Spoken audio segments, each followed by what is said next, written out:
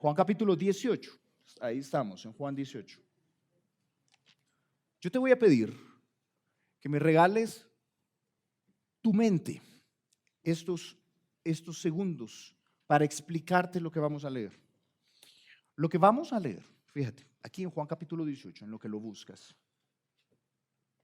es uno de los trozos, yo te diría, más profundos. Quizás en el Evangelio de Juan, yo me atrevería a decir en el Nuevo Testamento, es un paquete profundo. ¿Por qué? ¿Por qué, hermano? ¿Por qué es tan profundo? Fíjate que te cuento, ¿te acuerdas qué es lo que leímos la semana pasada? ¿Te recuerdas? Juan 18.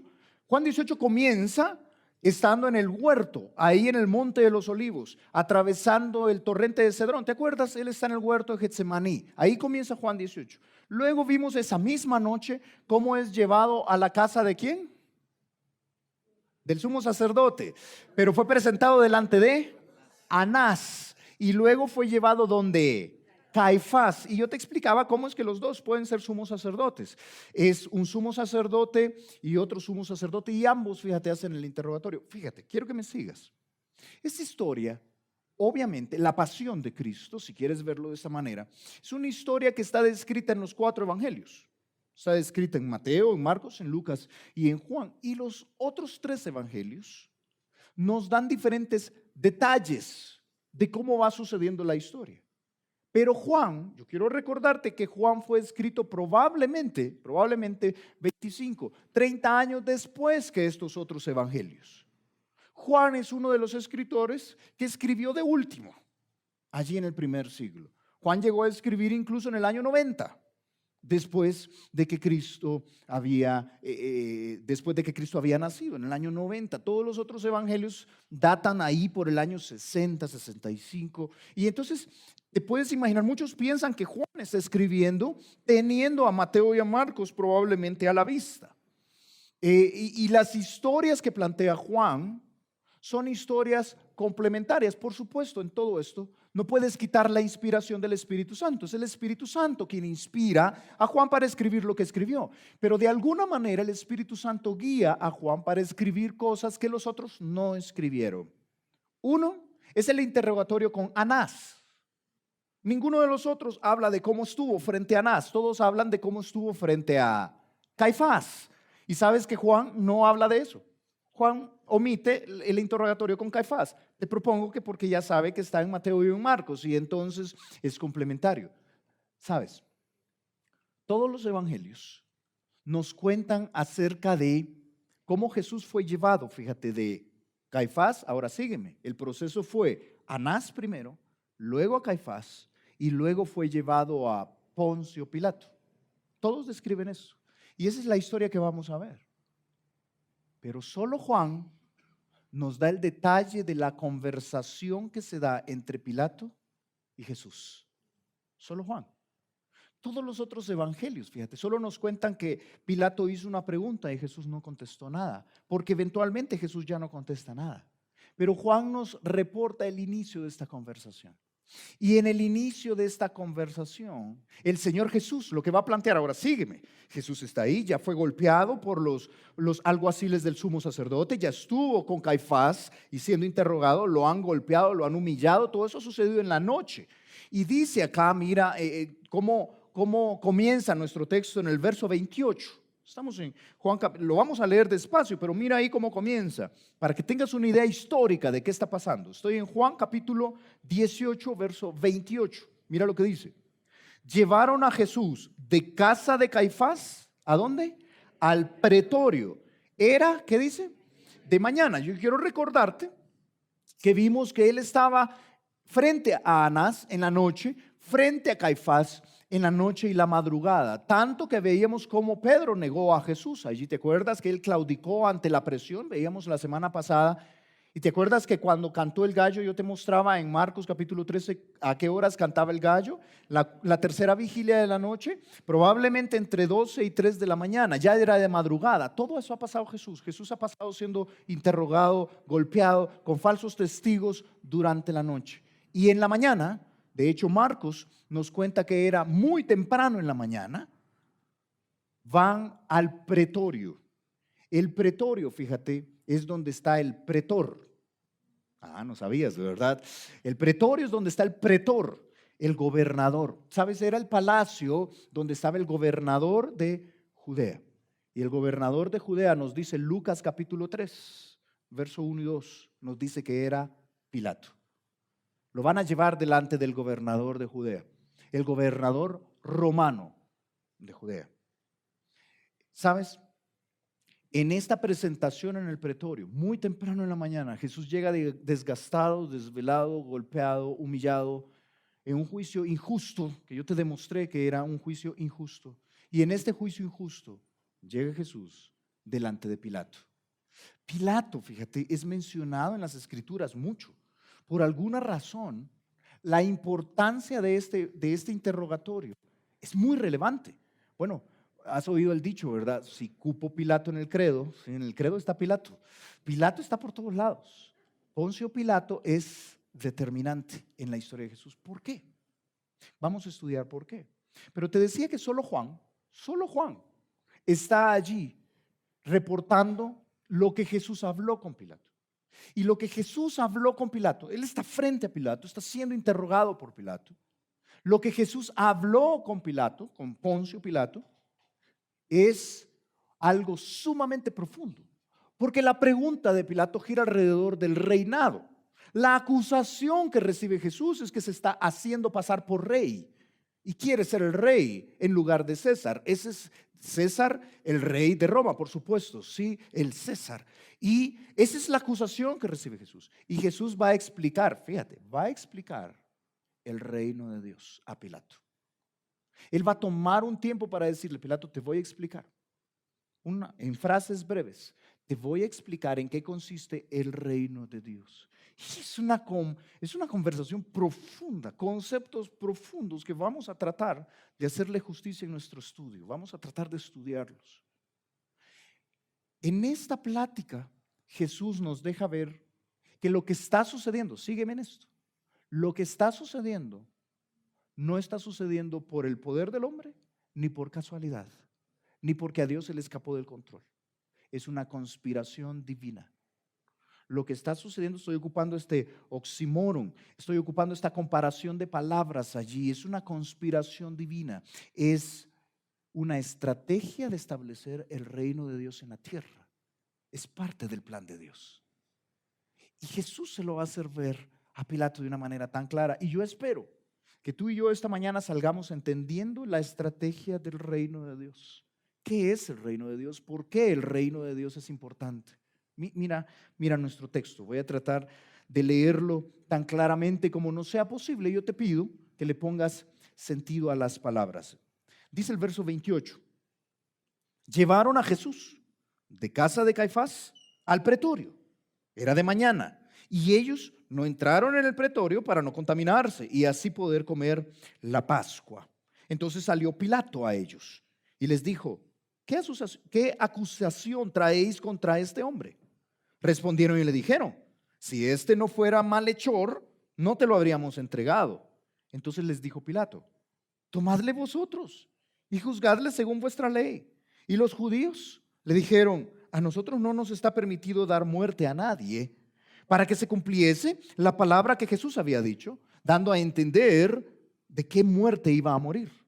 Entonces Pilato volvió a entrar en el pretorio y llamó a Jesús y le dijo, ¿eres tú el rey de los judíos?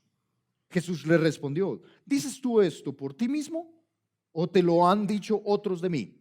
Pilato le respondió, ¿soy yo acaso judío? Tu nación y los principales sacerdotes te han entregado a mí. ¿Qué has hecho? Respondió Jesús, mi reino no es de este mundo. Si mi reino fuera de este mundo, mis servidores pelearían para que yo no fuera entregado a los judíos. Pero mi reino no es de aquí. Le dijo entonces Pilato, luego, ¿eres tú rey? Respondió Jesús, tú dices que yo soy rey. Yo para esto he nacido y para esto he venido al mundo, para dar testimonio a la verdad. Todo aquel que es de la verdad, oye mi voz. Le dijo Pilato, ¿qué es la verdad? Y cuando hubo dicho esto, salió otra vez a los judíos y les dijo, yo no hallo en él ningún delito. Ahora imagínate lo que está sucediendo allí históricamente. Notaste conmigo que los judíos no entran al pretorio. Imagínate por favor un montón de gradas, así me lo imagino yo, un montón de gradas y está el pretorio allí, el palacio, y ellos no pueden entrar porque quieren celebrar la Pascua. ¿Notaste eso? ¿Por qué? Porque era prohibido para un judío tocar suelo gentil. Precisamente eso lo volvía inmundo e inmundo no podías comer la Pascua. Así que por eso evitan entrar. Así que lo que ves es hasta gracioso. Ves a Pilato entrando y saliendo, entrando y saliendo. No sé si lo notaste. Y salió y les dijo. Y luego regresó y le decía a Jesús. Y luego entró y les dijo. Porque están en esa dinámica porque ellos no van a entrar.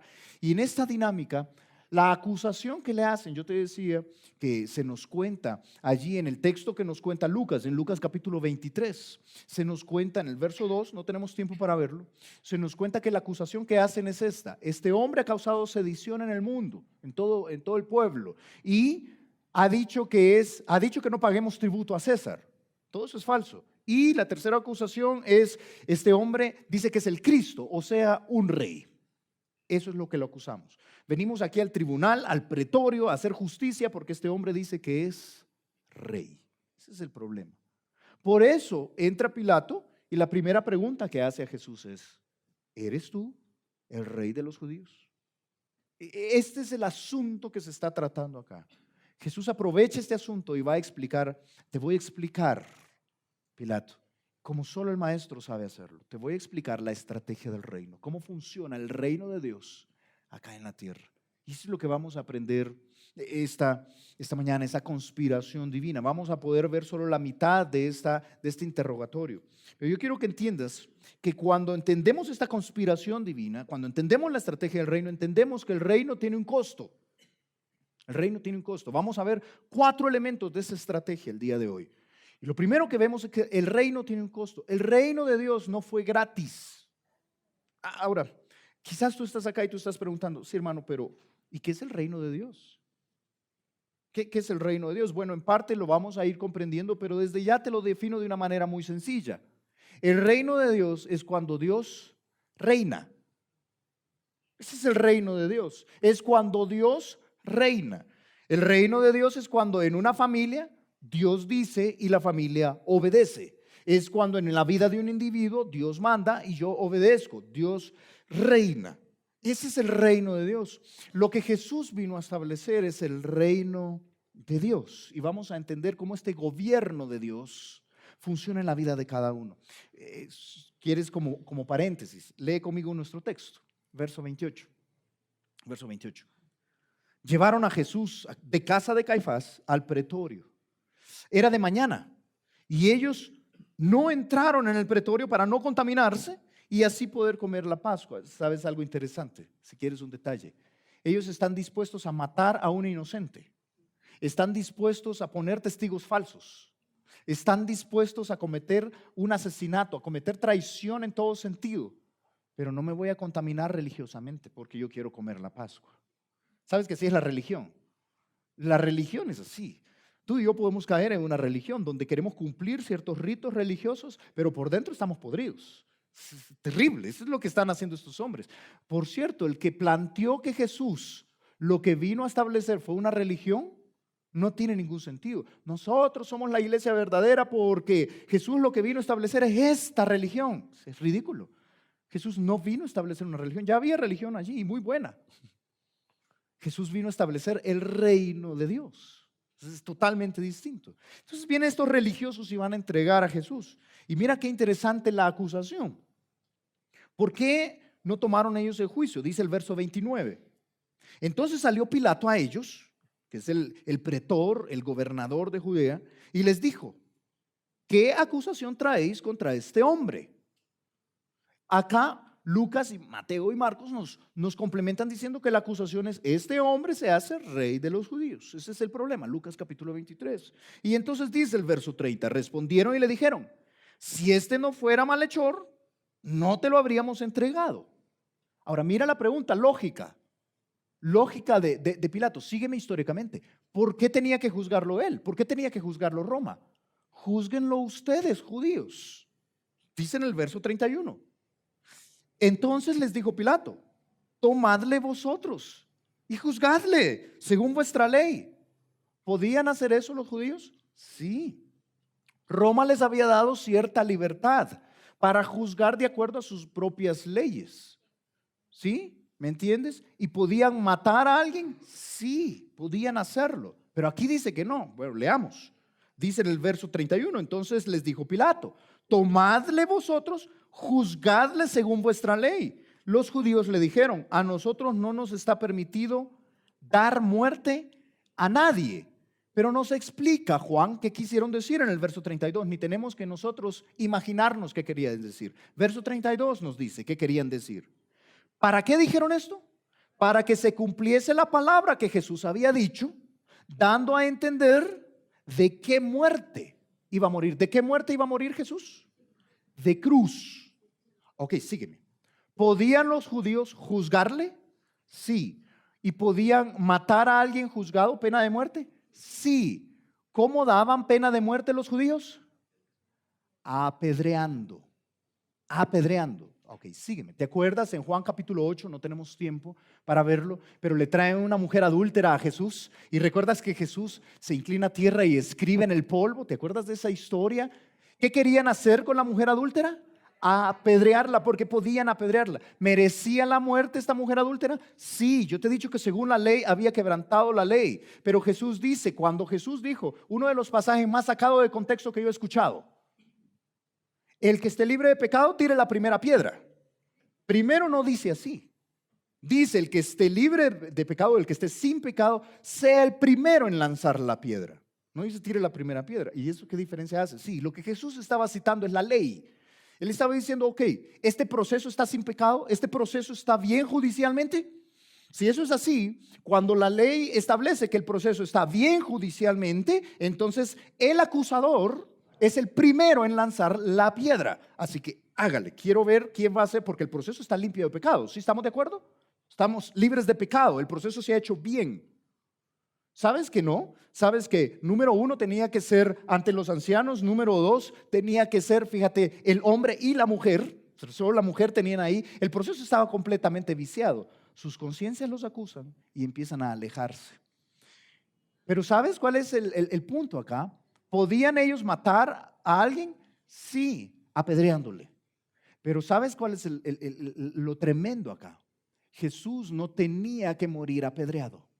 Si los judíos le juzgaban y decían, no, este hombre es blasfemo, según ellos se está llamando rey, se está llamando Dios él mismo, vamos a juzgarle, vamos a matarle, ¿qué hubieran hecho? Hubieran tomado piedras y lo hubieran apedreado. Pero ¿sabes que toda la escritura decía que él iba a morir crucificado? Y eso no les era permitido por los romanos. Ellos no podían crucificar, no podían dar muerte, ese tipo de muerte a nadie, solo los romanos. No era permitido por los romanos hacia los judíos. Así que tienen que venir al pretor, al gobernador. Y es Pilato quien tiene que dar el permiso de crucificar. Son los romanos quienes tienen que crucificar. ¿Sabes tú que eso es tremendo? Jesús había dicho, yo voy a morir colgado, voy a ser levantado, voy a morir en una cruz. Jesús lo había dicho muchas veces en Juan capítulo 3, verso 14, en Juan capítulo 8, verso 28, en Juan capítulo 12, verso 32, no tenemos tiempo para verlos, todos estos pasajes, pero Jesús dijo, ¿saben? Como Moisés levantó una serpiente en un palo en el desierto, así el Hijo del Hombre tiene que ser levantado para que todo aquel que en él crea tenga vida eterna. Él había dicho, yo voy a ser levantado en un madero, levantado en un palo, voy a morir crucificado. Para que se cumpliese lo que él dijo, solo los romanos podían hacerlo. Los judíos están cumpliendo las profecías de Jesús. ¿Sabes? Deuteronomio capítulo 21, verso 22, si estás tomando nota, toma nota, dice que desde la ley de Moisés, en los tiempos antiguos, se había determinado que todo aquel que fuese colgado en un madero y que muriese colgado en un madero, era maldito. Y sabes tú, maldito todo aquel que muere colgado en un madero. Y sabes tú que Jesús tenía que acarrear nuestra maldición. Ahora sígueme, ¿cuál es el punto acá? Jesús viene a establecer el reino de Dios. Te da la oportunidad a ti, me da la oportunidad a mí de ser parte del reino de Dios. Y siendo parte del reino de Dios tenemos entrada al cielo. Vamos a vivir con Él por la eternidad. Pero sabes, no solo en la eternidad, sino aquí ahora podemos ser guiados por Él. Podemos tener su presencia entre nosotros, su gobierno en nuestras vidas, y vale la pena. Y en este proceso Este proceso nosotros lo disfrutamos gratuitamente, por fe, pero no es que no tuvo ningún costo. Cristo tenía que morir en una cruz. Este era el costo. Cristo tenía que morir en una cruz, no apedreado, no cayéndose, no por muerte natural, tenía que morir en una cruz, colgado en un madero, para llevar nuestra maldición, nuestro pecado. Fue Pablo quien nos explicó este pasaje de Deuteronomio allí en Gálatas 3:13, lo tiene citado allí. El apóstol Pablo dice: Cristo nos redimió de la maldición de la ley. Cristo nos quitó la maldición que teníamos, porque la ley nos hace pecadores. La ley dice: no mentirás, no darás falso testimonio, y tú mientes, yo miento, y eso nos hace pecadores. Y Cristo nos quitó, nos redimió la maldición de la ley, hecho por nosotros maldición. Él se hizo a sí mismo maldición. ¿Por qué? El paréntesis lo dice. Porque está escrito: maldito todo el que es colgado en un madero. Cristo tenía que ser colgado en un madero para llevarse nuestra maldición y cumplir así toda la ley de nuestro Dios. Cristo tenía que morir. Hermano, que tú y yo estemos aquí reunidos, abriendo la Biblia, entendiendo el reino de Dios, no fue gratis. Es gratis para nosotros, pero no fue sin costo. Cristo pagó el costo. El reino tiene un costo. El reino de Dios tenía el costo de la muerte del Cordero de Dios en esa cruz, y tenía que ser en esa cruz. Cristo lo había dicho. Mira en Lucas capítulo 24, luego que ha resucitado, habla con los discípulos y les dice: miren, lo que ha sucedido es lo que tenía que suceder. Era lo que era parte de la estrategia. Es que el reino tiene un costo. Dice en Lucas 24: entonces les abrió el entendimiento para que comprendiesen las escrituras. Y entonces les dijo: así está escrito. Y así fue necesario que el Cristo padeciese. Era necesario que el Rey padeciese y resucitase de los muertos al tercer día, y que se predicase en su nombre el arrepentimiento y el perdón de pecados por todas las naciones, comenzando desde Jerusalén. Era parte del plan. Ahora, yo no sé si esto te impacta, pero todos los detalles están en control de nuestro Dios. No podía morir apedreado, tenía que morir en la cruz. Entonces Pilato tenía que venir y ser el que daba la autorización de crucificarle. Todos los detalles en mano de nuestro Dios, porque así era necesario que sucediese. ¿Sabes? El reino tiene un costo, hermano. Por eso, fíjate, el costo de la sangre del Cordero es lo que nos ha dado entrada al reino. Por eso el reino es tan importante. Sígueme, que Dios gobierne en nuestras vidas es tan importante. El reino es prioritario. Si a Cristo le costó la muerte en una cruz, si a Cristo le costó derramar su sangre por amor a nosotros, ¿no te parece que nosotros somos muy irresponsables cuando tomamos el reino de Dios así como: sí, qué pereza? Usted me está pidiendo de que Dios gobierne en mi vida. Qué jartera. No, tranquilo. Llevemos la vida tranquilo, suave. No tiene sentido. Ahora tú entiendes, el reino de Dios debe ser prioridad en la vida. El reino de Dios es más grande que estas 4 paredes, que este círculo, ¿verdad? Este es un círculo. El reino de Dios es más grande que esta iglesia. El reino de Dios es el gobierno de Dios en tu vida, en el día a día. Mañana lunes Dios tiene que gobernar. Luego el martes Dios tiene que gobernar en tus negocios, en tu familia, en tu trato con tu esposa. Esto debe ser prioridad. Es más que una religión llena de ritos. Es el reino de Dios. Tú recuerdas este pasaje en Mateo capítulo 6, verso 33.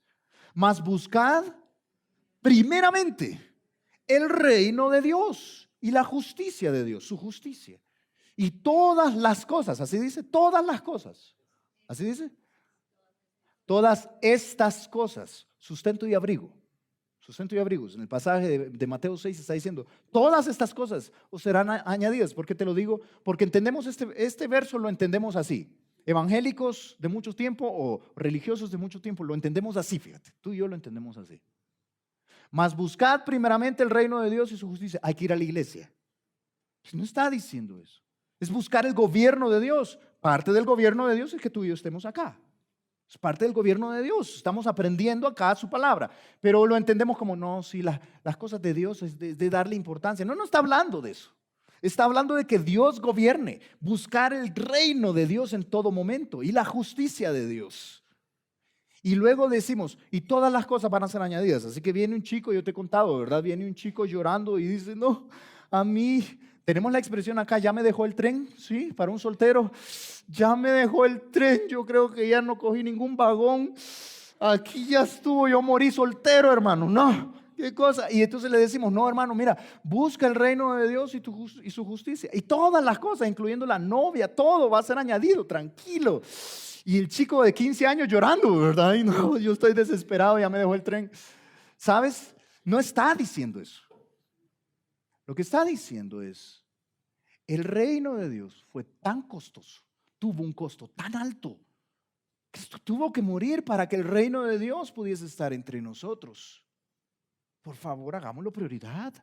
Que Dios gobierne en nuestras vidas debería de ser prioridad. Busquemos eso, que eso suceda. Tranquilo, ¿sabes? No te afanes con la plata, no te afanes con hacerte rico, no te afanes con... Ahora, sé responsable en tu trabajo. Si vas a ser un irresponsable, no eres parte del reino de Dios. Ser responsable, sé diligente, pero deje esa vida de estrés, de afán. Todas esas cosas van a ser añadidas, tranquilo. Dios no te va a desamparar. ¿Sabes en qué deberías afanarte?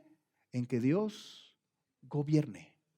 Debería de ser nuestra prioridad, pero somos a veces tan ajenos al reino de Dios. Mira, el reino de Dios es prioridad. Por eso, si algo te estorba para poder caminar en el reino de Dios, quítalo, quítalo.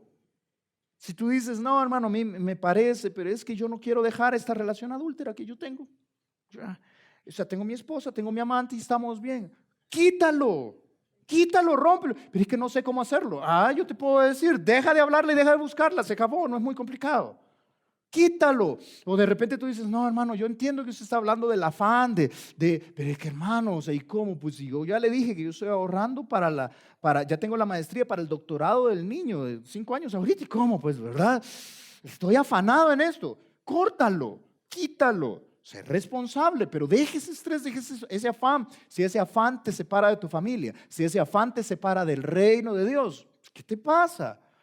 Quítalo, es prioritario. Marcos capítulo 9, verso 47. Mira qué radical lo que dijo Jesús. Y estamos acostumbrados a que Jesús diga este tipo de frases y nosotros decir, no, pero no quiso decir eso. Quiso decir algo más suave. Pero esto fue lo que dijo Jesús. Jesús dijo, si tu ojo te fuere ocasión de caer, sácalo. Mejor te es entrar en el reino de Dios con un ojo que teniendo 2 ojos ser echado al infierno. Así o más radical. Así de importante es el reino de Dios. Ahora, no se trata de que todos estemos tuertos acá, fíjate. Se trata que es tan prioritario que si algo estorba, lo quito. Lo quito. ¿Qué estorba para que Dios gobierne? ¿Qué estorba? ¿El afán? ¿El estrés? ¿Relaciones incorrectas? ¿Qué estorba para que Dios gobierne? Quítalo. Quítalo. Este es el reino de Dios. El reino de Dios es prioritario. El reino de Dios es prioridad porque el costo del reino de Dios fue alto, no fue barato. La muerte de nuestro maestro en la cruz. Dice que Pablo iba a las iglesias confirmando los ánimos de los discípulos, exhortándolos a que permaneciesen en la fe y diciéndoles, es necesario, hermano, yo te tengo esta noticia, es necesario que a través de muchas tribulaciones entremos en el reino de Dios. El que te dijo que estar en el reino de Dios es, hermano, declare bendición y Dios le va a dar. Yo te he dicho, ¿verdad? Ahora voy a cambiar de marca, sí. Ese Audi que es gris mate con rines, Dios te lo tiene que dar. ¿Quién dice? Yo te voy a decir las promesas que hacía Pablo a las iglesias. Es necesario que pasemos por pruebas, pero tranquilos, vamos a entrar en el reino de Dios. Eventualmente estaremos con Él. ¿Me entiendes? El reino de Dios es eterno, es mucho más grande. Hermano, el reino de Dios es prioridad, es prioridad. Pero en segundo lugar, mira lo que vemos en la conversación. El reino de Dios tiene un costo. Cristo tenía que morir en una cruz. De esa manera, no podía morir de otra manera. Pero en segundo lugar, viene entonces Pilato y va a hablar con Jesús en el verso 33. Mira tu Biblia allí. Juan capítulo 18, verso 33. Luego que ha dado a entender de qué muerte tenía que morir, porque el reino de Dios tiene un costo, dice el verso 33, entonces Pilato volvió a entrar. Te repito que estaba saliendo, entrando, saliendo, entrando, así le toca. Entonces, luego que escucha a los judíos, volvió a entrar, y dice el verso 33, volvió a entrar en el pretorio y llamó a Jesús y le dijo: ¿eres tú el rey de los judíos? ¿Entiendes? Esa es la acusación, ese es el problema. Necesitamos arreglar esto. ¿Eres tú el rey de los judíos? ¿Y sabes que Jesús responde con otra pregunta? Es interesante. Si quieres aprender a argumentar, mira los discursos de Jesús. Es increíble, impresionante. Nadie mejor que Él. Mira lo que sucede ahí, el verso 34. Jesús le respondió: ¿dices tú esto por ti mismo o te lo han dicho otros de mí? ¿Esto es algo personal tuyo? ¿Has llegado a esta comprensión o simplemente has escuchado a alguien más decirlo? ¿Sabes qué hace Jesús acá? Piénsalo, piensa históricamente lo que está sucediendo. ¿Qué pasa si Jesús viene y dice: ¿eres tú el rey de los judíos? ¿Qué pasa si dice sí? Un sí ahí directo, sin primero tocar el corazón de Pilato. Pilato inmediatamente puede decir: ok, sedición, se llama rey en vez de César, quiere darle golpe de estado a César, vamos. ¿Qué pasa si Jesús dice no? ¿Eres tú el rey de los judíos? No. Estaría mintiendo lo que él mismo es. Sí lo es. Y entonces, si Jesús va a tomar el tiempo para explicarle qué significa ser el rey de los judíos, qué significa ser el rey y en qué consiste su reino. Así que lo que hace es llevar a Pilato al nivel personal. ¿Sabes qué está haciendo Pilato? Pilato está diciendo: ¿eres tú el rey de esa gente que está allá afuera? No de nosotros, de esa gente, de los judíos. Y Jesús le dice: ¿qué piensas tú? ¿Soy tu rey? Y entonces la reacción de Pilato es: ¿qué te pasa? Dice allí en el versículo 35. Pilato le respondió: ¿soy yo acaso judío? O sea, claro que no, tú no eres mi rey, porque están hablando del rey de los judíos.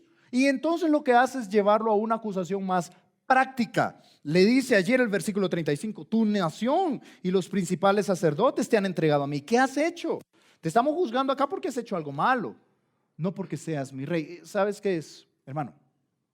¿Sabes qué es? El reino tiene un alcance. El reino tiene un alcance, tiene una jurisdicción. El reino no solo es de los judíos, el reino está abierto para todos. ¿Sabes qué es lo que pasa? El ser humano promedio, y ahora me voy a dirigir acá en Bogotá, luego de haber yo hablado con probablemente miles de personas ahora en estos años, al andar en la calle y hablar con la gente acerca de Jesús y el reino de Dios, el ser humano, y acá en Bogotá sucede mucho, la manera de pensar es esta. Así es como se piensa acerca del reino de Dios. Número uno, el primer pensamiento o axioma que se tiene es este: el reino es importante. O sea, vas a encontrar a alguien, muy rara vez vas a encontrar a alguien que te diga: no, yo estoy en contra, yo voy a la iglesia satánica y estoy en contra de toda esa gente. Y no, casi no vas a encontrar esto. Vas a encontrar mucha tolerancia y respeto y diciendo: no, yo creo que sí, el reino es importante. El reino ha de ser algo bueno. De hecho, Cristo es el rey. Sí, Jesús es el rey. Más si están en una religión, inmediatamente te dicen: no, sí, Jesús es el rey. Pero al igual que Pilato, el pensamiento es este: pero es el rey de otro.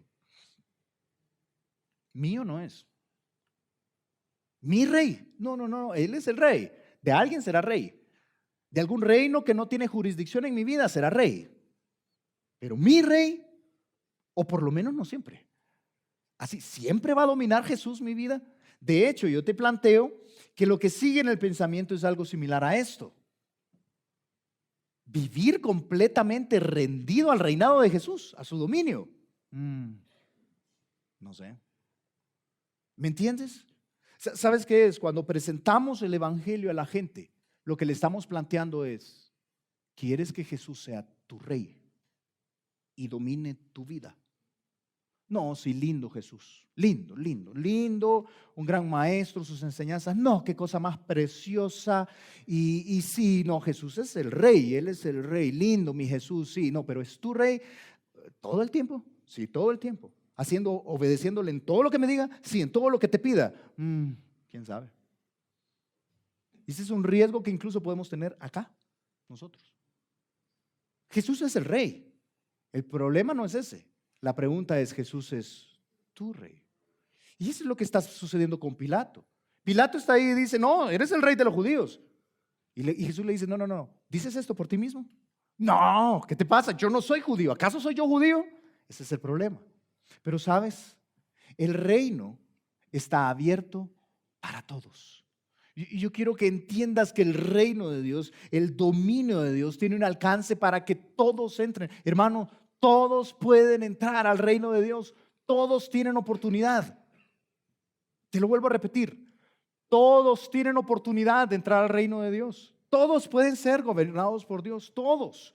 Piensa en la persona más mala que conoces. No lo vuelvas a ver en este momento, ¿verdad? No vaya a ser que esté ahí cerca tuyo. Piensa en la persona más mala que conoces. Tiene posibilidad de entrar al reino de Dios. Piensa en la persona más moral que conoces. Si no está bajo el reino de Dios, entonces está bajo el reino de las tinieblas. Necesita entrar al reino de Dios. Todos tienen oportunidad. Dame la persona más religiosa. Si no ha entrado al reino de Dios, está en el reino de las tinieblas. Yo quiero que entiendas eso. El reino de Dios, dice Jesús, no se trata de los judíos. El reino de Dios es amplio y es a nivel personal. El reino de Dios es personal, es el gobierno de Dios a tu vida. Y todos tienen oportunidad por todos lados. La Biblia dice de que todos tienen oportunidad. Por cierto, solo quiero darte un paréntesis. Hay un pensamiento muy fuerte en la sociedad, en la religión, el día de hoy, de que Dios tiene a algunos para su reino y a otros los ha desechado de su reino y ha dicho, tú sí, tú no, tú sí, tú no, tú no, tú no, tú no, tú sí, tú sí, tú no, tú sí, y que Dios ha dicho eso. Y que luego eso ha sido desde antes de la fundación del mundo y luego las personas nacen y está el que dijo tú no, pues no tiene oportunidad. Eso es falso, eso no es bíblico. La Biblia en todo momento nos dice que todos tienen oportunidad, todos. Ahora, ¿todos van a tomar esa oportunidad? No, la gran mayoría la va a rechazar. La puerta para el reino de Dios es angosta y la puerta para la perdición es amplia, porque la gran mayoría lo va a rechazar, pero todos tienen oportunidad, de toda nación tienen oportunidad. Mira lo que dice Daniel capítulo 7, verso 14. Y le fue dado al Hijo del Hombre, a Jesús. Es una profecía en Daniel sobre Jesús. Y a Jesús le fue dado dominio, gloria y ¿qué? Y reino. ¿Para qué? Para que todos los pueblos, naciones y lenguas le sirvieran. Su dominio es dominio eterno, que nunca pasará. Y su reino uno, que no será destruido. Hablando con un señor una vez en la calle me dice, usted me dice, viene a implementar esa religión gringa aquí. ¿Cuál religión gringa? Le dije yo. Esa religión de Jesús es una religión que viene de Europa y después un gringo, de España y gringa. Sí, yo entiendo la parte histórica que quizás él estaba señalando. Pero del reino de Dios es de toda lengua, tribu, nación, de toda nacionalidad, rolos, paisas, todos los colombianos, salvadoreños, de China, de Estados Unidos, de toda lengua y nación. ¿Me entiendes? Es así. Es abierta para todo el mundo y todos tienen oportunidad. Juan capítulo 3 dice que aquel que no quiere nacer de nuevo, pues, no, cierra la puerta. Pero el que quiera nacer de nuevo, el que quiera recibir a Cristo, este tiene oportunidad, dice Juan capítulo 3, verso 5. Respondió Jesús, de cierto te digo, que el que no naciere de agua, o sea, del vientre de su mamá, y del Espíritu, nacer de nuevo, no puede entrar en el reino de Dios. Ahora, ¿quién tiene oportunidad de nacer de nuevo? Todos. Fue más adelante que en Marcos capítulo 1, verso 14, Jesús dijo, después que Juan fue encarcelado, Jesús vino a Galilea, predicando el evangelio del reino de Dios. A esto se dedicaba. Este es el inicio del ministerio de Jesús. Y Jesús anda predicando. ¿Qué predica Jesús? El evangelio del reino de Dios. ¿Y cómo lo predicaba? Diciendo, el tiempo se ha acercado, el tiempo se ha cumplido y el reino de Dios se ha acercado. Hermano, el reino de Dios está cerca. No es lejano. El reino de Dios no está lejano. El reino de Dios se ha acercado, dijo Jesús. Jesús tuvo que venir, morir en una cruz para que el reino de Dios esté accesible. ¿Y cómo entro al reino de Dios? Ahí dice, arrepentíos y creed en el Evangelio. Mira, hermano, ¿sabes qué es algo que puede matar el avance del reino de Dios? Sígueme en el argumento. ¿Quién tiene acceso al reino de Dios? Todos. ¿Quién tiene oportunidad de entrar al reino de Dios? Todos, tus vecinos, tus amigos, la gente de Bogotá, todos tienen acceso al reino de Dios. Hermano, pero depende de qué religión sea. No, ahora tú entiendes, no se trata de una religión, se trata del reino de Dios. Todos tienen oportunidad. Ahora, ¿sabes cuándo cerramos la puerta de oportunidad para la gente? Cuando tenemos prejuicios. Cuando somos nosotros los que decimos, no, esa gente yo no le hablo porque no es de mi estrato social. O a esa gente yo no le hablo porque es de un estrato superior. Gente soberbia. No, a esa gente no le hablo porque es de millonarios y yo soy de Santa Fe. O sea, lo que tú quieras. A esa gente yo no le hablo porque es lo que tú quieras. Porque su color de piel es distinta, porque su profesión religiosa es diferente, porque su estrato social es distinto. Ahora tú entiendes, el reino de Dios está abierto a todos, sin prejuicio alguno. Mira, hay un pasaje allí que quiero que busques. Lucas capítulo 10. Deja una marca allí en Juan, pero te pido que vayas unas páginas atrás. El reino de Dios es para todos, hermano. Y nuestros prejuicios pueden estorbar el reino de Dios. Cuidado. ¿Sabes algo que me encanta del cuerpo de Cristo? Algo que me encanta de una buena iglesia. Es que en una buena iglesia, en el cuerpo de Cristo, todos somos hermanos. Y aquí habemos de todos, habemos bonitos y hay feitos. Y no hay prejuicios. ¿Qué les pasa? ¿Por qué les da risa? Hay gente con plata y hay gente que no tiene plata. Hay gente con preparación muy alta y hay gente que nació blindada, ¿verdad? No le entra nada, no. Habemos de todo. Ese es el reino de Dios. Es multiforme, es de multicolores. Así debe ser. El día que eso cambie en tu corazón, tienes un problema grande. Porque el reino de Dios es para todos. Dice en Lucas capítulo 10, Jesús envía a 70 personas para predicar el evangelio y dice en el verso 8. En cualquier ciudad donde entréis y os reciban, comed lo que se os ponga enfrente y sanad los enfermos que haya allá y decidles, ¿se ha acercado a vosotros el reino de Dios? Mas en cualquier ciudad donde entréis y no os reciban, por cierto, óyeme, muchos nos rechazan.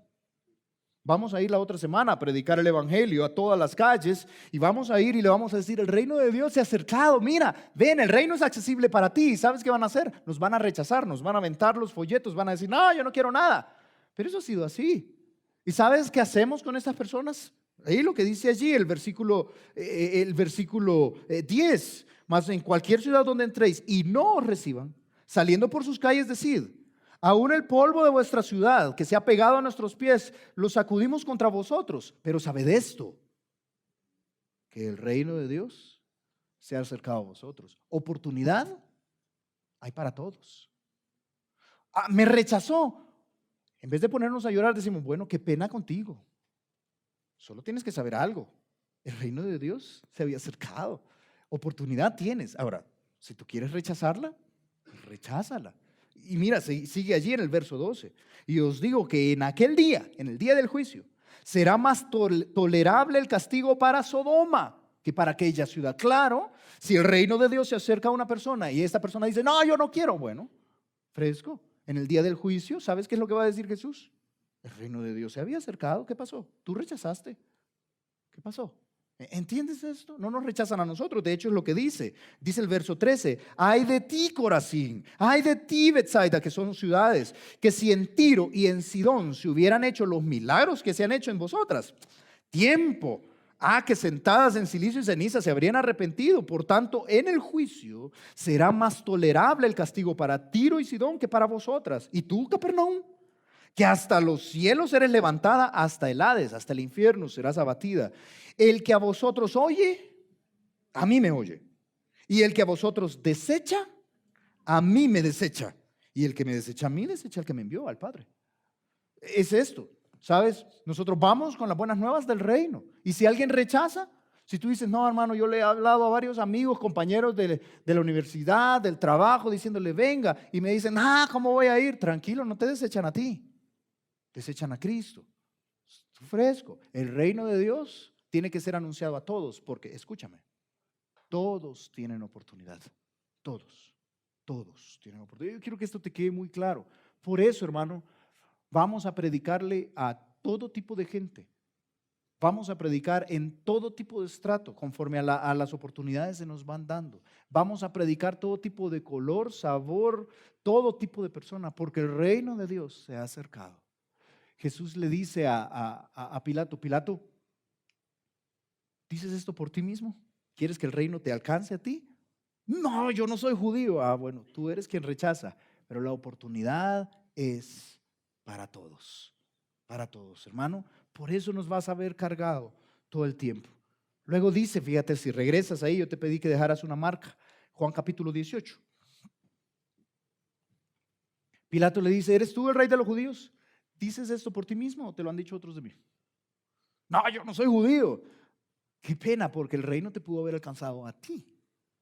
El reino está abierto para todos, no es solo rey de los judíos. Tanto que Jesús no ha dicho ni sí ni no todavía. ¿Estás de acuerdo? ¿Eres tú rey de los judíos? No ha dicho ni sí ni no. Ahora va a decir, sí, yo soy el rey. Luego que ha puesto en el corazón de Pilato esta inquietud personal. El reino es personal. Y entonces dice allí en el versículo 36, Juan 18:36, respondió Jesús, mi reino no es de este mundo. Si mi reino fuera de este mundo, mis servidores pelearían para que yo no fuera entregado a los judíos. Pero mi reino no es de aquí. ¿Sabes? Jesús le hace ver a Pilato otro elemento del reino, de la estrategia del establecimiento del reino. Primero, el reino tiene un costo, es la muerte de Jesús. Luego vemos que el reino tiene un alcance muy amplio, es más que el rey de los judíos, es el rey de todos. Pero luego él le explica, ¿sabes qué? El reino tiene un origen. Mi reino no es de aquí. Mi reino no es de este mundo. Lo que Jesús está diciendo es que la solución para este mundo es el reino de Dios. La solución para este mundo no es de este mundo. Te lo digo de una manera fácil, hermano. El reino de Dios no es físico. El reino de Dios no es una institución humana. El reino de Dios, fíjate, nosotros no estamos acá para impulsar un partido político. Nosotros no estamos acá para impulsar a un político carismático, con un carisma muy bueno, elocuente el hombre, no, justo, muy noble, no estamos para eso. Nosotros no estamos acá para imponer ONGs. No, hermano, pero la ayuda social, de acuerdo, yo voy a poner el balance en un segundo, pero quiero que entiendas que el reino de Dios no es partidos políticos, no es gobiernos, no es presidentes, su reino no es de este mundo. Yo he visto a creyentes tan apasionados. Hay dos cosas que apasionan a los colombianos. Dos cosas los apasionan y los sacan tremendamente de sus casillas. Uno es el fútbol. Aquí es peligroso. El fútbol es apasionante. Y dos es la política. Aquí nos encanta la política. Nos fascina la política. Y esto les apasiona. Yo he visto en pocos países de Latinoamérica que he tenido la oportunidad de ver tanto involucramiento político como lo veo acá. Jóvenes acá quieren vivir para la política, se preparan para la política. Es interesante. Quizás porque no sucede mucho en mi país. Allá nos gusta reírnos de la política, igual que acá, pero acá les gusta participar mucho de política. ¿Es malo participar de política? No, si tienes la oportunidad, hazlo. Hermano, ¿y por cuál lado me tengo que ir? ¿Derecha, izquierda, al centro? Por donde te tienes que ir es de ninguna manera yo te voy a decir por dónde te tienes que ir. Por donde tú quieras, tu preferencia política que quieras. ¿Sabes cuándo es un problema? Cuando un hermano en Cristo está con otro hermano en Cristo peleados, porque uno es de izquierda y el otro es de derecha y se están ofendiendo mutuamente, como que esa fuera la solución. Es ridículo, perdón que lo diga de esta manera, pero es ridículo creer que un partido político lleno de hombres imperfectos van a solucionar las cuestiones imperfectas de esta sociedad. Es ridículo poner nuestra esperanza en los hombres, pero muchos lo hacen. Y dicen, no, si fulano fuera presidente, si sutano fuera el alcalde, es que el alcalde actual, no hable de mi alcalde, pues yo sí hablo. Y empezamos en esta riña como que esto fuera una solución. Ahora, hay que involucrarse en política, por supuesto, en la medida que tú quieras. Sí, o sea, si puedes involucrarte en el activismo político, pues hazlo. Si es algo que tú quieres hacer, vota, por favor. Cuando tengas la oportunidad de hacerlo, ve y hazlo. Yo no puedo votar aquí en Colombia, entonces ve y hazlo, vota por mí, ¿verdad? Hazlo, involúcrate. Pero no creas que allí está la solución para este mundo.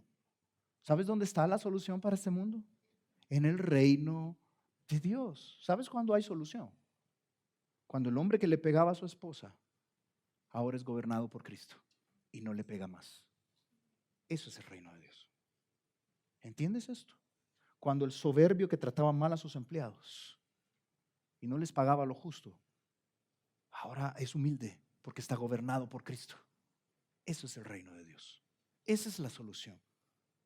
Y no hay institución humana que ayude a eso.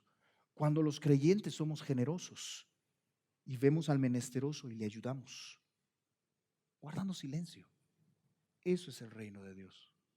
¿Entiendes esto? Cuando el que tiene plata ayuda al que no tiene plata, ese es el reino de Dios. No por una, fíjate, no por una selfie, ni por sino porque está gobernado por Cristo. Eso es el reino de Dios. Cuando el padre ausente de sus hijos por el afán y el estrés, ahora está presente en la vida de sus hijos. Eso es el reino de Dios. ¿Entiendes esto? Esta es la solución. Pero no es, fíjate, una institución humana. El reino de Dios no es físico. Mi reino no es de este mundo. No pienses en una institución humana porque no es eso. Participa en las ONGs. O sea, hermano, que yo puedo ir y donar sangre. Dona sangre. Puedo ir y ayudar a los perritos a que los adopten. Perritos abandonados. Hazlo. Hazlo y adopta tú. Hay familias que adoptan hasta 5 o 6 perritos. Hazlo. Si tienes espacio y la capacidad, hazlo.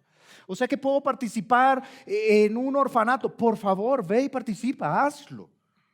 Es parte del sueño que como congregación vamos proyectados hacia esto. ¿De qué manera vamos a tocar las necesidades de la sociedad? ¿Sí? En estos 3 años hemos tenido la oportunidad de hacerlo en algunas ocasiones. Pero entiende algo. Ese esfuerzo no sustituye el esfuerzo del reino de Dios. Regálale pan al hambriento y no le hagas una invitación al reino de Dios. Y ese esfuerzo estuvo falto. Porque la solución a su vida es el reino de Dios, es el gobierno de Dios. Jesús le dice, no has entendido, Pilato, yo no vengo aquí a derrocar al César. Si mi reino fuera de este mundo, mis servidores ya hubieran peleado, me hubieran rescatado, pero mi reino no es de aquí. Mi reino es espiritual. La Biblia nos describe el reino de Dios por todos lados. Dice que una vez los fariseos le preguntaron a Jesús, mira allí en Lucas 17, preguntado por los fariseos, ¿cuándo había de venir el reino de Dios? Le respondió y dijo, el reino de Dios no vendrá con advertencia, ni dirán, helo aquí. Ahí está la oficina del reino de Dios. Vamos. Helo aquí o helo allí. No. ¿Por qué? Porque he aquí el reino de Dios está entre vosotros. Ya está el reino de Dios, pero yo no veo oficina, hermano. Es que no se trata de oficinas. El reino de Dios ya está aquí. Es el gobierno de Dios en cada individuo. No es físico. En otro pasaje dice en Romanos capítulo 14, Pablo hablando, él dice, porque el reino de Dios no es comida ni bebida, sino justicia, paz y gozo en el Espíritu Santo. Hermano, yo vi a un hermano ahí comer morcilla y eso es pecado. No, el reino de Dios no es comida ni bebida. Es el gobierno del Espíritu Santo, es justicia, paz, gozo en el Espíritu Santo, ser guiado por el Espíritu Santo. No, hermano, pero es que la morcilla tiene que ser pecado, ¿no?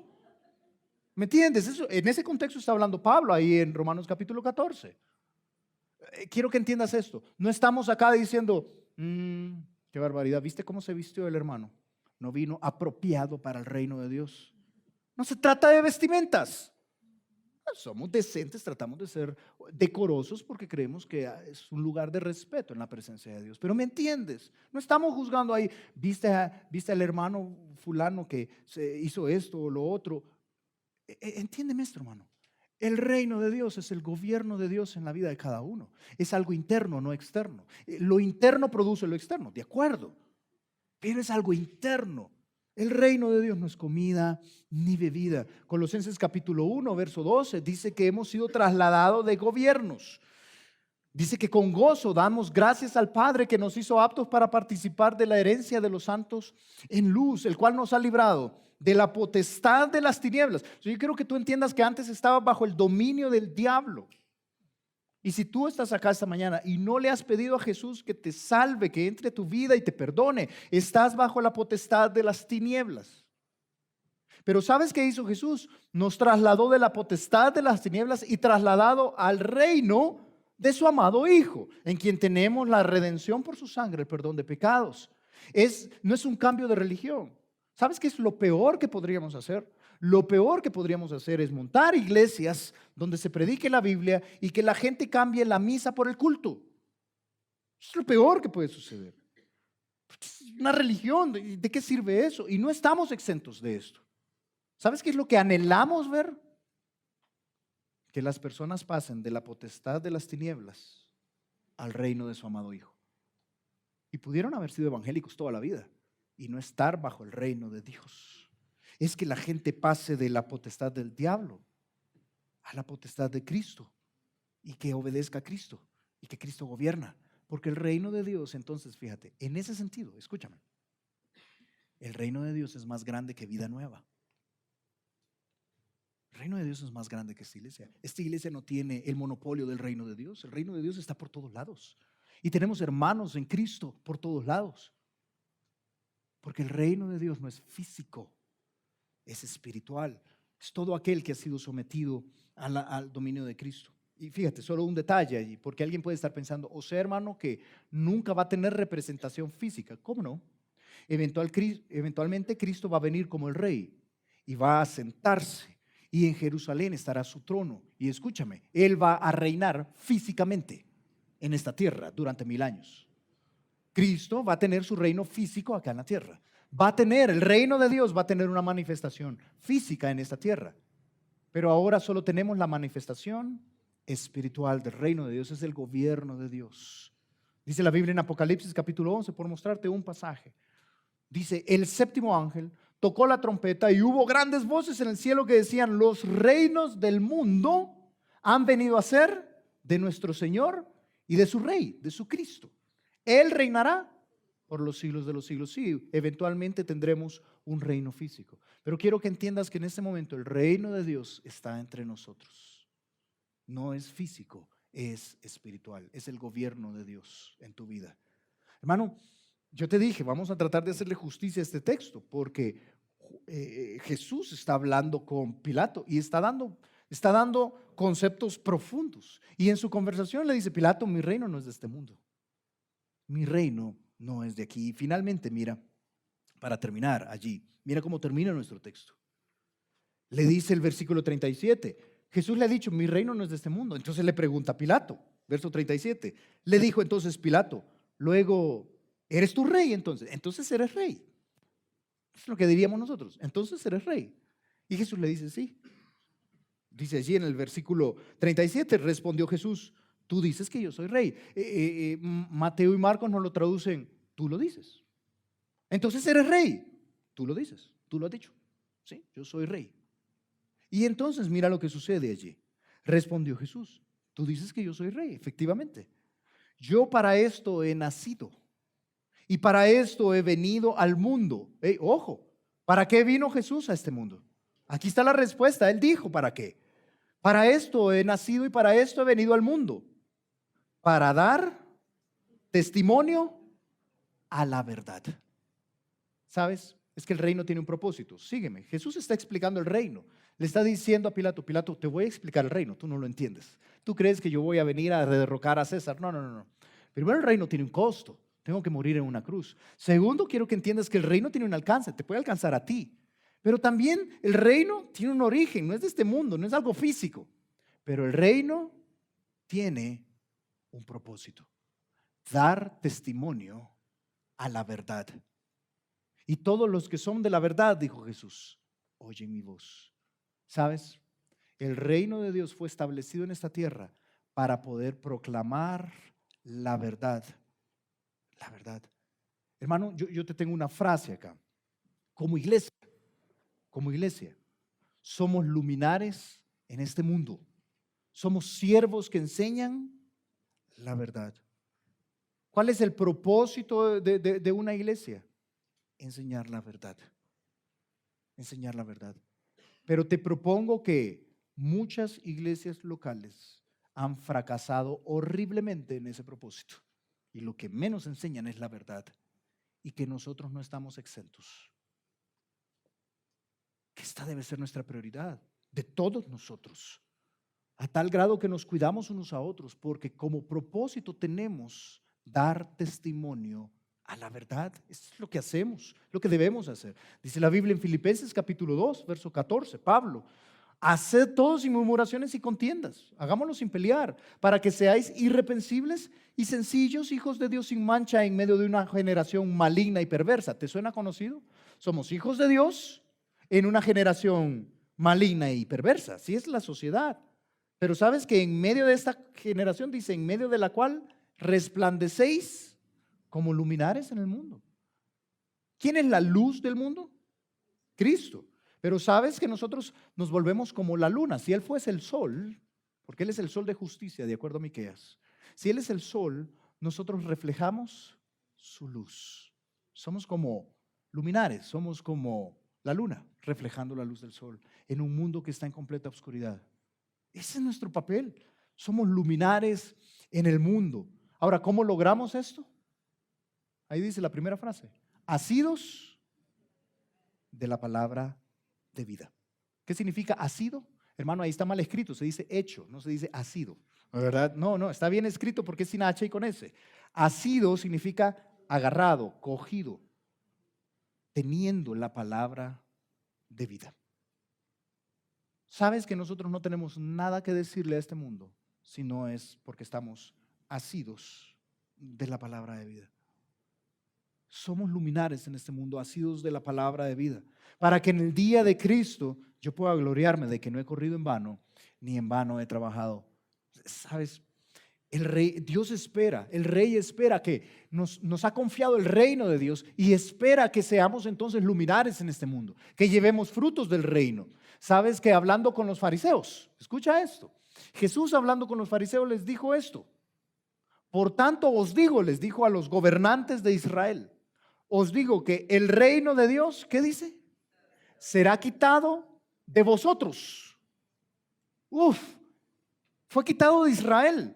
¿Quién era el que podía ser luminar de este mundo? ¿Quién iba a ser bendición a todas las naciones? ¿Quién tenía como misión ser el comunicador de la verdad en este mundo? Israel. Y sabes que Cristo vino y dijo: yo soy el rey, así que yo determino. El reino de Dios es quitado de vosotros y es entregado, es dado a gente que produzca los frutos de Él, la iglesia. El reino de Dios fue quitado de ellos para dárnoslo a nosotros. ¿Sabes qué es lo que se espera de nosotros? Que demos fruto. Que demos fruto. Lo mínimo que podemos hacer en el reino de Dios es ser testigos a la verdad, es dar testimonio a la verdad. Por eso nos enamoramos de la verdad. Por eso, fíjate, la iglesia es baluarte de la verdad. ¿Sabes qué es un baluarte? ¿Sabes qué es un baluarte? Esa es una foto de un baluarte en Cartagena. ¿Has visto la ciudad amurallada de Cartagena? ¿La has visto aunque sea en fotos? Muchísimos han estado allí. La ciudad, a mí me encantó la oportunidad que tuve de ir a Cartagena, salí enamorado de allí, qué cosa más linda. Y entonces tienes la ciudad amurallada de Cartagena y sabes que viene un muro acá, viene otro muro acá haciendo como un cuadrado, ¿sí? Dos telas de muro y en la esquina se junta un baluarte. Es como ese sobresaliente del muro donde podían estar soldados y estar vigilantes de las dos esquinas. Podían ver de un lado del muro y del otro lado del muro, en la esquina, ¿sí? Eso es un baluarte. ¿Sabes que la iglesia es un baluarte? Fue Pablo quien le dijo a Timoteo, para que si tardo sepas cómo debes conducirte en la casa de Dios, que es, ¿qué es la casa de Dios? Que es la iglesia del Dios viviente. Quiero que entiendas que la iglesia es la casa de Dios porque Dios mora entre nosotros. Es tan sencillo como eso. Entonces dice que te comportes bien en la casa de Dios, que es la iglesia del Dios viviente. Y la iglesia es columna y baluarte de la verdad.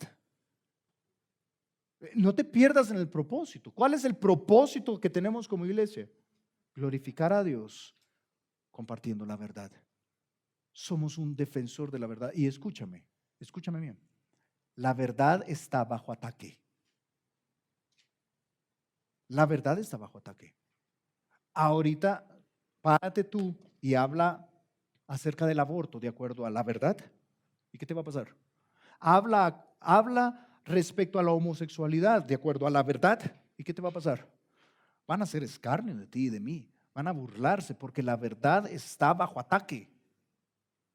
Pero somos como iglesia el baluarte de la verdad. Somos como iglesia, fíjate, los que defendemos la verdad. Alguien dijo que la verdad no debe ser defendida.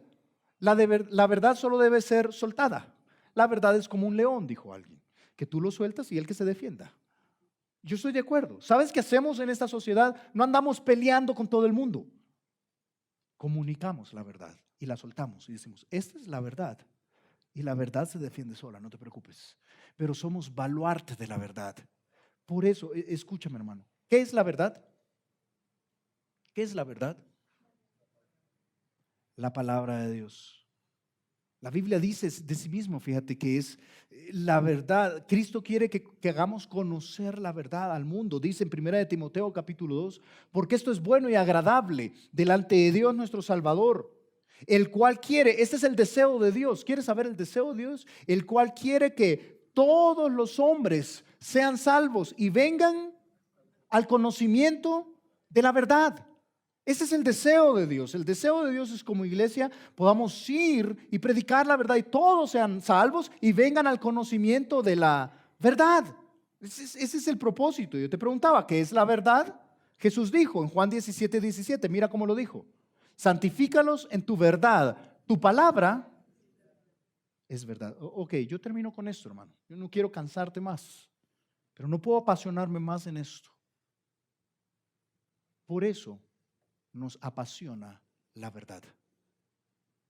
Por eso no somos haraganes para estudiar la verdad. Por eso somos responsables en entender en la mejor de nuestras capacidades la verdad. No queremos estar aquí, fíjate, montando un show, ni queremos estar acá diciéndote nuestras bonitas opiniones. Queremos estudiar la verdad en la mejor de nuestras capacidades, a la mayor responsabilidad que tenemos. Y esperamos de ti que tú tengas esta actitud, que te apasione la verdad. Ay, hermano, pero ya volvemos a lo mismo. ¿Usted quiere que esté leyendo la Biblia, estudiándola? Sí, sí. Porque somos baluarte de la verdad. Porque la verdad es el propósito por el cual Cristo estableció el reino. Yo para esto he venido, para dar testimonio a la verdad. Conoce la verdad. Y no hay atajos. Hay que leerla, hay que estudiarla, no hay atajos. No hay nueva revelación ni inspiración. Un pastor me decía, hace muchos años me decía, yo como tengo el don de predicar, que no sé de dónde sacó eso, ¿verdad? Pero él decía esto, yo tengo el don de predicar. No, a mí Dios me revela lo que yo voy a predicar una hora antes de que me voy a subir, yo ahí a la tarima. Yo ya sé que voy a predicar y Dios me da una unción y yo hablo. No, eso es mentira, hermano. Eso no es así. No hay tal cosa como entendamos la palabra sin prepararnos en la palabra. Toma horas entender la palabra y estudiar la palabra para entregar la palabra. Pero ¿cuánto vale la pena? Porque ese es el propósito, ser baluarte de la verdad. Yo te animo a que te apasiones con esto. Anhelamos tener hombres aptos para enseñar la verdad, como dice Filipenses capítulo 2, verso 14. Mira cómo dice, porque el siervo del Señor, escúchame, hombres que están acá, mujeres que van a enseñar la verdad. El siervo del Señor no es pleitista, no debe ser contencioso, no anda peleando por todos lados, creyendo que tiene la razón, no es arrogante. ¿Sabes qué es? Es amable para con todos. Pero sí sabes cómo es.